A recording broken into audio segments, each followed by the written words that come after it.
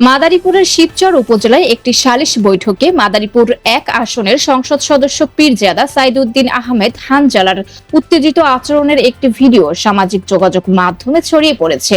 প্রায় ১ মিনিটের ওই ভিডিওতে তাকে টেবিল চাপড়ে উপস্থিত ব্যক্তিদের ধমক দিতে দেখা যায়। জানা যায়, উপজেলার দত্তপাড়া ইউনিয়নের চর বাচামারা মৌলভীগান্ধী গ্রামে একটি মারামারির ঘটনাকে কেন্দ্র করে সালিশ বৈঠকের আয়োজন করা হয়। সেখানে উভয় পক্ষের লোকজন উপস্থিত ছিলেন। বৈঠকে এক পক্ষের বিরুদ্ধে জরিমানা নির্ধারণকে ঘিরে বাকবিতণ্ডা শুরু হলে পরিস্থিতি উত্তপ্ত হয়ে ওঠে। ভাইরাল ভিডিওতে এমপি হানজালাকে বলতে শোনা যায়, কথা বলেন কেন, চুপ করেন, আমি বিচার করতে এসেছি। পরে টেবিল চাপড়ে তিনি সবাইকে চুপ থাকতে বলেন। এ বিষয়ে তিনি জানান, ঘটনাটি ১ থেকে ১.৫ মাস আগের এবং পরিস্থিতি নিয়ন্ত্রণে আনতেই তিনি এমন আচরণ করেন। তবে সালিশ শেষে বিষয়টির সমাধান হয়েছে বলে দাবি করেন তিনি। ভিডিওটি ছড়িয়ে পড়ার পর সামাজিক ও রাজনৈতিক মহলে এ নিয়ে আলোচনা সমালোচনা চলছে।